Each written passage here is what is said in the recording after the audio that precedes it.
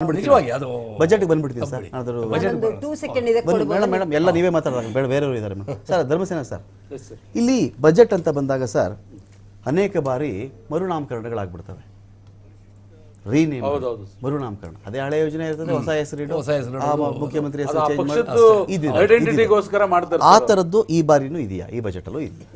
ಇಲ್ಲ ಸರ್. ಇದು ನೋಡಿ ಸರ್, ಈಗ ಈಗ ಭಾಗ್ಯಲಕ್ಷ್ಮಿ ಅದು ಯಡಿಯೂರಪ್ಪನವರೇ ಅದನ್ನ ಇಂಟ್ರೊಡ್ಯೂಸ್ ಮಾಡಿದ್ರು. ನಾವೇನು ಅದನ್ನ ಯಾರೋ ಒಂದು ಒಳ್ಳೆ ಕಾರ್ಯಕ್ರಮನೇ.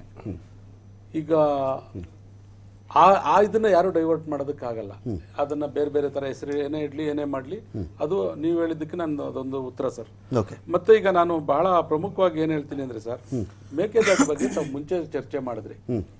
ಮೇಕೆದಾಟು ಬಗ್ಗೆ ಇವತ್ತಿಗೂ ಇರೋ ಅನುಮತಿ ಕೊಟ್ಟಿಲ್ಲ ಅಂತಾನು ಮೊನ್ನೆ ಒಂದು ಸಬ್ಜೆಕ್ಟ್ ಇತ್ತು ಸರ್ ಡೆಲ್ಲಿನಲ್ಲಿ ಇದು ಮಾಡುವಾಗ, ಸ್ಟ್ರೈಕ್ ಮಾಡುವಾಗ.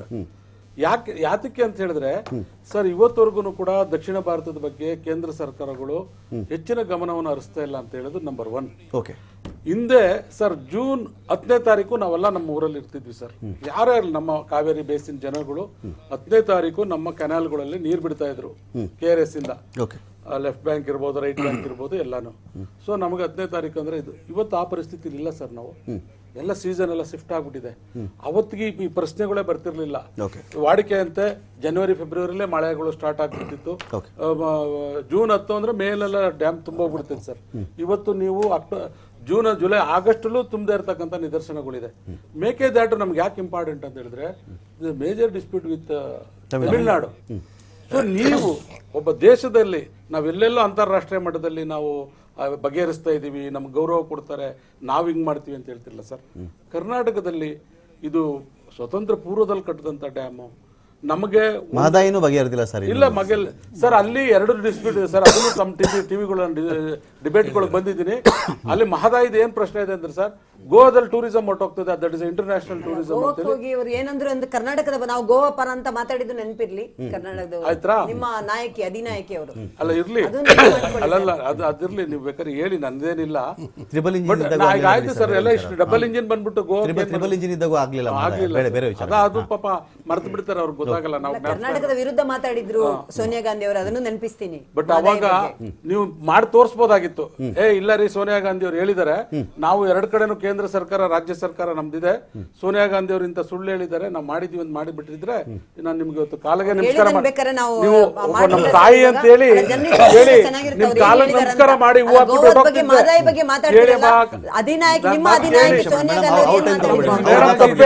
ಕಾಂತಾ ಶೆಟ್ಟಿ ಅವ್ರಿಗೆ ಕಾಲಿಗೆ ನಮಸ್ಕಾರ ಮಾಡಿ ಹೊಟ್ಟೋಗ್ತಿದ್ದೆ. ಈಗ ಹೋಗಿ ಅಟ್ಲೀಸ್ಟ್ ಕೂತ್ಕೊಂಡು ಮಾಡಿಸಿ, ನಿಂತಿಂತವೆಲ್ಲ ಸುಳ್ಳು ಹೇಳಿದಿರಿ, ಸೋನಿಯಾ ಗಾಂಧಿ ಅವರು ಸುಳ್ಳು ಹೇಳಿದ್ರು, ನಾವು ಇದು ಪ್ರಮಾಣವಾಗಿ ಮಾಡೋಣ ಅಂತ ಯಾಕೆ ಅಶೋಕ್ ಅವ್ರು ಏನ್ ಗೊತ್ತಾ, DK ಶಿವಕುಮಾರ್ ಅವರೇ, ನೀವು ಅವ್ರ ಫ್ರೆಂಡ್ ಅಂದ್ರೆ ಸರ್, ನಾವು ಬಹಳ ಜನ ಎಷ್ಟು ಜನಕ್ಕೆ ಹೋದ್ರೆ ಮಾತಾಡ್ತೀವಿ, ಅಲ್ಲಿ ಮಾತಾಡಿದವರೆಲ್ಲ ಫ್ರೆಂಡ್ ಆಗ್ಬಿಡ್ತಾರೆ. ಅವ್ರವ್ರ ರಾಜ್ಯದ ಇಂಟ್ರೆಸ್ಟ್ ಅಲ್ಲಿ ಅವ್ರು ಕೆಲಸ ಮಾಡ್ತಾರೆ. ಮತ್ತೆ ನಿಮ್ ಇಂಟ್ರೆಸ್ಟ್ ಏನು ಕೇಂದ್ರ ಸರ್ಕಾರದವ್ರದ್ದು? ಸೊ ಹಾಗಾಗಿ ನೀವು ಮೊದಲನೇದಾಗಿ 1,000 ಕೋಟಿನ ನಾವು ಬಡ್ಜೆಟ್ ಅಲ್ಲಿ ಇಟ್ರಿ. ಯಾಕೆ ಮಾಡ್ಲಿಲ್ಲ ಅದನ್ನ? ಮಹದಾಯಿ ನಾವು ಪಾದಯಾತ್ರೆ ಮಾಡಿದಾಗ ತೆಗೆದಿಟ್ರಿ, ಬಡ್ಜೆಟ್ ಅಲ್ಲಿ ತೆಗೆದಿಟ್ಟಿದ್ದಾರೆ sir. This for your kind information. ನಾವು ಪಾದಯಾತ್ರೆ ಮಾಡಿದ ವರ್ಷ, ಈಗ 2 ವರ್ಷದಲ್ಲಿ ಮಾಡಿಟ್ರು. ಅವೆಲ್ಲ ಕೂಡ ಒಂದು ಕೂಡ ಮಾಡಲಿಲ್ಲ ಸರ್. ಬಹಳ ಪ್ರಮುಖವಾದ ವಿಚಾರ ಹೇಳ್ಬಿಟ್ಟು ನೀವು ಎಷ್ಟು ಬೇಕಾದ್ರೂ ಮಾತಾಡಿ ಬಡ್ಜೆಟ್ ಬಗ್ಗೆ. ಬಹಳ ಪ್ರಮುಖವಾಗಿ ನಮ್ಗೆ ಏನ್ ಬರ್ತಾ ಇದೆ ಅಂತ ಹೇಳಿದ್ರೆ ಸರ್, ಏನು ಕೇಂದ್ರ ಸರ್ಕಾರ ನಮಗೆ ಏನು ಕೊಡಬೇಕು ಆ ತಿಂಗಳಲ್ಲೇ ಕೊಡ್ಬೇಕು ನಮಗೆ. ಬಹಳ ಪ್ರಮುಖವಾಗಿ ಏನಾಗುತ್ತೆ ಸರ್, ಈ ಬ್ಯಾಂಕ್ಗಳಲ್ಲಿ ಎಲ್ಲ ಆಟೋಮೆಟಿಕ್ ಸಿಸ್ಟಮ್, ಎಲ್ಲ ದುಡ್ಡು ಅಲ್ಲಲ್ಲೇ ಬಡ್ಡಿ ಕೊಟ್ಟೋಗ್ತವೆ. ನೀವು 3 ತಿಂಗಳು ಕೊಟ್ಟರೆ ಹೇಳಿ ಸರ್, ಸಾರ್ಗೆ ಹೇಳಿ, ಅವರು ಏನು ಹೇಳ್ತಾರೋ ನಾನು ಅದಕ್ಕೆ ಎಂಡರ್ಸ್ ಮಾಡ್ತೀನಿ. ದಯಮಾಡಿ ಕರ್ನಾಟಕದ ಜನ ಬಹಳ ಶಾಂತಿಯುತವಾಗಿರ್ತಾರೆ, ಎಲ್ಲ ನಾವು ಹೇಳಿದ್ದನ್ನೆಲ್ಲ ಕೇಳ್ತಾರೆ ಅಂತ ಹೇಳಿ ಮಾಡಕ್ ಹೋಗ್ಬಾರ್ದು. ಮತ್ತೆ ಇವರು ಕರ್ನಾಟಕದಲ್ಲಿ ಸೋತ ಮೇಲೂ ಕೂಡ ಕರ್ನಾಟಕದ ಬಗ್ಗೆ ಎಲ್ಲ ಇಂಟ್ರೆಸ್ಟ್ ಕಳ್ಕೊಂಡು. ಗಂಗಾಧರ ಕೃಷ್ಣಕಿ ಅವರೇ, ನೀರಾವರಿ ವಿಚಾರದಲ್ಲಿ ನಮ್ಮ ರಾಜ್ಯಕ್ಕೆ ಅನ್ಯಾಯ ಆಗಿರೋದು ನಿಜಾನ ಸುಳ್ಳ? ಮೊದಲೇ ನಂಬರ್ ಅನ್ಯಾಯ. ಅದರಲ್ಲಿ ಯಾವುದೇ ಏನಪ್ಪ ಅಂದ್ರೆ ಅನುಮಾನನೇ ಇಲ್ಲ. ಯಾಕೆ ಅನ್ಯಾಯ ಆಗ್ತಾ ಇದೆ ಅಂತಕ್ಕಂಥದ್ದನ್ನ ದೊಡ್ಡ ಇತಿಹಾಸ ಇದೆ. ಅದ್ರ ಬಗ್ಗೆನೇ ನಾನು ರಿಕ್ವೆಸ್ಟು, ಒಂದು ಡಿಬೇಟ್ ಯಾವ ರೀತಿ ಮಾಡಬೇಕು ಅಂತಕ್ಕಂಥದ್ದು ನಾನು ಹೇಳ್ತೀನಿ. ಇಲ್ಲಿ ಎಷ್ಟು ಈ ಇದರೊಳಗಡೆ ವಿಷಯಾಂತರ ಆಗಿಬಿಡ್ತದೆ ಅಂತ ಅನ್ನೋದಕ್ಕೆ ಈ ಮೇಕೆದಾಟು ಬಗ್ಗೆನೇ ಒಂದು ವಿಚಾರ ಹೇಳ್ತೀನಿ ನಾನು. ನೋಡಿ, ಆಲ್ಮಟ್ಟಿಯಿಂದ ಇದೇ ಮಡ್ರಾಸ್ ನಗರಕ್ಕೆ 15 TMC ನೀರು ಹೋಗ್ತಾ ಇದೆ. ಅದರಲ್ಲಿ ಕರ್ನಾಟಕದ ಪಾಲು ಇದೆ. ಹೌದ್ರಾ? ಮಾನವೀಯತೆ ಆಧಾರದ ಮೇಲೆ ಕೊಡ್ತಾ ಇದ್ವಿ ನೀರು ಕುಡಿಲಿಕ್ಕೆ ಅಂತ ಹೇಳಿ. ಡ್ರಿಂಕಿಂಗ್ ವಾಟರ್ ಹೆಸರು ಕೊಡ್ತೀವಿ ಅಂತ ಹೌದ್ರಾ? ಇವತ್ತು ಆ ನೀರು ಬಂದಾಯ್ತಂದ್ರೆ ಇಡೀ ತಮಿಳುನಾಡು ಬಿಕ್ಕಳಿಸ್ತದೆ. ಸ್ಟಾಲಿನ್ ಮನೆಗೆ ನೀರು ಹೋಗಲ್ಲ, ಅದನ್ನ ತಿಳ್ಕೊಬೇಕು. ನಮ್ಮ ನೀರು ಕುಡಿದು ಇವತ್ತು ಮೇಕೆದಾಟಿಗೆ ಅಬ್ಜೆಕ್ಷನ್ ಹಾಕ್ತಾರಂತಂದ್ರೆ ಮನುಷ್ಯರ ಅವ್ರು ಅಂತೇಳಿ ನಾವು ಪ್ರಶ್ನೆ ಮಾಡಬೇಕಾಗಿದೆ. ಇದನ್ನ ನಮ್ಮ ಫೈಟ್ ಮಾಡ್ತಕ್ಕಂಥವ್ರು ಎಲ್ಲಿ ಸುಪ್ರೀಂ ಕೋರ್ಟ್ನಲ್ಲಿ ನಮ್ಮ ವಕೀಲರುಗಳು ಎಷ್ಟು ಕೋಟಿ ಇವತ್ತೇನಪ್ಪ ಅಂದ್ರೆ ಫೀಸ್ ತಗೊಳ್ತಾ ಇದ್ದಾರೆ, ಏನು ವಾದಗಳನ್ನು ಮಂಡಿಸ್ತಾ ಇದ್ದಾರೆ, ಅದರದ್ದು ಒಂದು ಶ್ವೇತಪತ್ರ ಕೂಡ ಅಂತ ಹೇಳ್ರಿ ನನಗೆ. ಓಕೆ, ಅದಕ್ಕೆ ಇತಿಹಾಸ ಇದೆ. ಸುಪ್ರೀಂ ಕೋರ್ಟ್ನಲ್ಲಿ ಏನೇನಾಗ್ತಾ ಇದೆ ಅಂತಕ್ಕಂಥದ್ದು. ಯಾಕೆ ಗ್ರೀನ್ ಬೆಂಚ್ನಲ್ಲಿ ಏನಪ್ಪ ಅಂತಂದ್ರೆ ಈ ವರ್ಷಾನುಗಟ್ಲೆ ಏನಪ್ಪ ಅಂದ್ರೆ ಇವರು ಜಸ್ಟಿಸ್ಗಳೇ ಕೂಡಲಿಲ್ಲ, ಓಕೆ, ಇದು ಬಗೆಹರಲಿಲ್ಲ. ಯಾಕೆ ಇವತ್ತು ಗೆಜೆಟ್ ನೋಟಿಫಿಕೇಶನ್ ಆಗ್ತಾ ಇಲ್ಲ ಆಲ್ಮಟ್ಟಿದು? ಓಕೆ, ಹೌದ್ರಾ?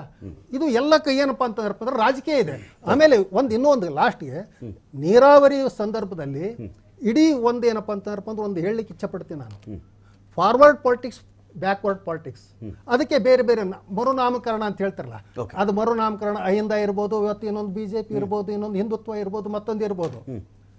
ಈ ರಾಜಕೀಯ ಹಿನ್ನೆಲೆಯಲ್ಲಿ ಇವತ್ತೇನಪ್ಪ ಅಂದ್ರೆ ಕರ್ನಾಟಕದ ನೀರಾವರಿಯನ್ನು ಏನಪ್ಪ ಅಂದ್ರೆ ಅಧ್ಯಯನ ಮಾಡಬೇಕಾಗಿದೆ. ಓಕೆ, ಎಲ್ಲಿ ನೀರಾವರಿಗೆ ಜಾಸ್ತಿ ಹೋಯ್ತಂದ್ರಪ್ಪ ಅಂದ್ರೆ ದುಡ್ಡು ಅದು ಮೇಲ್ಜಾತಿಯ ಒಕ್ಕಲಿಗರು ಮತ್ತು ಲಿಂಗಾಯತರಿಗೆ ಹೋಗುತ್ತೇನೋ, ಅವ್ರದ್ದೇ ಜಾಸ್ತಿ ಜಮೀನುಗಳು ಅಂತಕ್ಕಂಥ ಒಂದು ಅಟಿಟ್ಯೂಡು ಅದೃಶ್ಯವಾಗಿ ತೆರೆಮರೆಯಲ್ಲಿ ಕೆಲಸ ಮಾಡ್ತಾ ಇದೆ. Fine fine.